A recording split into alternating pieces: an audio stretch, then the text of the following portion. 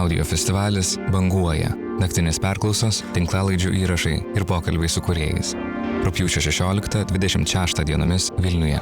Daugiau informacijos banguoja.lt. Organizatorius Nepatogus kinas.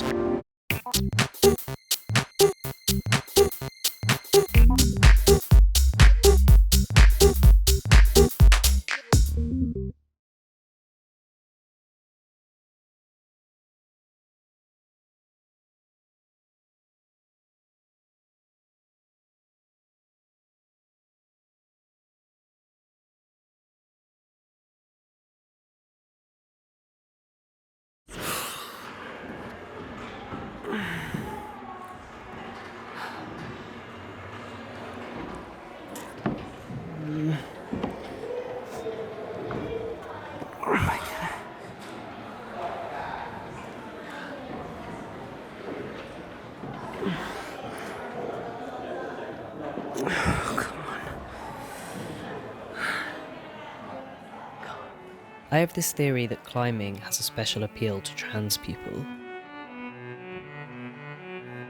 It forces your body and your brain to kind of work as a team in a way that doesn't always come easily. When you're climbing, you don't think about anything apart from holding on and what you need to do next. Sometimes you have to be really brave and push your body to use all your strength. But when you do it, it feels amazing.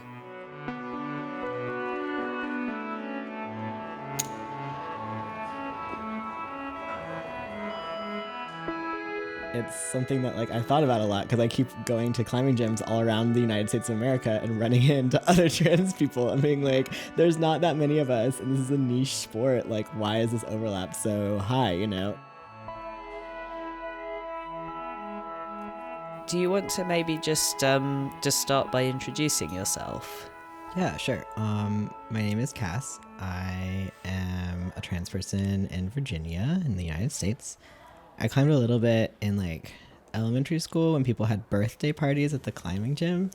And then in college, I took a class and I got into it more seriously in graduate school because I was kind of sad I needed a hobby. And that's where I learned for real, how to do bouldering technique and stuff. I don't know if you have a story about how you got into it. My housemate Martha, who I go climbing with now, she has some friends that were kind of encouraging her to go climbing, and I think I was just yes, let's go climbing, this is an activity we can do together. Yeah, what's your saying that you like to say to encourage me? It's falling's not failing. Falling's not failing. Thanks, Martha. Thank you, I feel better now. I didn't know that it was going to feel this specific way that it feels. It reminds you that your brain is a piece of your body. It's just another organ making you do stuff. And there's something about bringing those two things together. The thing that you're bringing up is there's an idea in the West, we talk about the mind and the body being separate, right? The I think, therefore I am, formulation is the foundation of Western philosophy. I'm a thinking thing, and that's why I know I'm a real person. But then that is hard for trans people because we might think a way that we don't look or feel in our bodies. It presents this problem about how we know who we are. It took years before I finally felt free to give myself the gift of starting testosterone. At some point, it just suddenly clicked that I could actually be happy.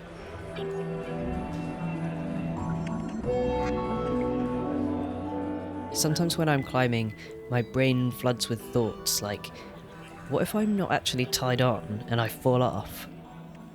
It feels a bit like when you're standing on a train platform and for some reason you imagine jumping in front of the train. It becomes really hard to make the next move once you imagine something like that. I guess I've discovered that the main thing that stops me from getting to the top of a wall isn't the limitations of my body. You get stronger kind of fast once you start climbing regularly. But one time I went when I was a bit ill, and I found that even though I could still summon my physical strength, I kept hitting these mental barriers. I had the muscle, but I couldn't overcome my fear. I kept giving up before I got where I wanted to go. I know. Absolutely hate to see kids doing a sport activity that I too am trying to do. This is like, you're better than me, you're stronger than me, you're much less frightened. Yeah. I started climbing and I started testosterone at a really similar time, actually.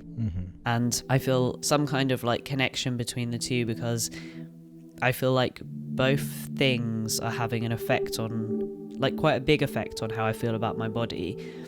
And maybe they both would have had that effect independently, but there's also something really cool about them happening together, I guess. Yeah, like I would summarize my relationship to my body prior to this point as basically feeling like I didn't have one, Right. which I don't think I could have explained it in those words until this point in my life, where I can identify like, oh right, it was like I didn't feel like I existed. Starting testosterone and also climbing both have the effect of making me feel like I'm starting to like kind of materialize. Right, exactly.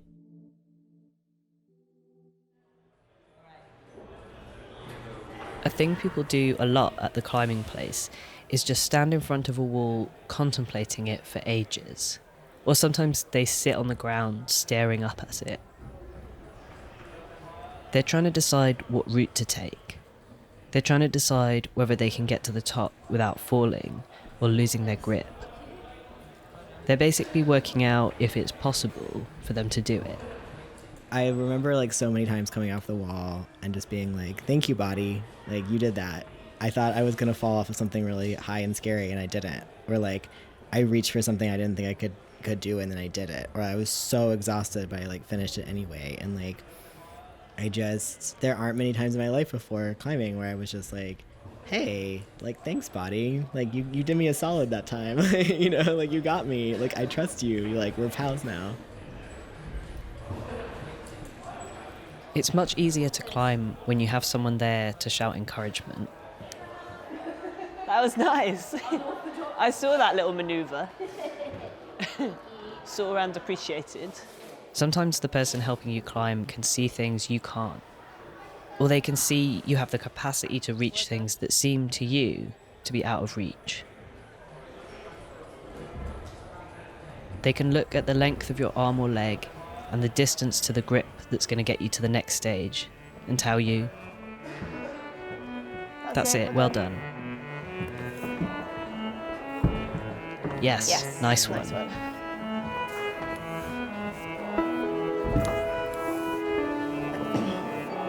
Yep. Good.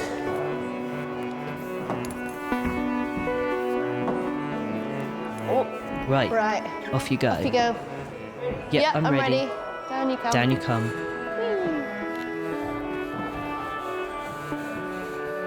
Lovely stuff. That was very smooth. Very smooth. Well done. Well done. Cool. That was a bit easier than that other green one. Was it? Yeah. Oh man, I'm glad I did this one then. Excellent.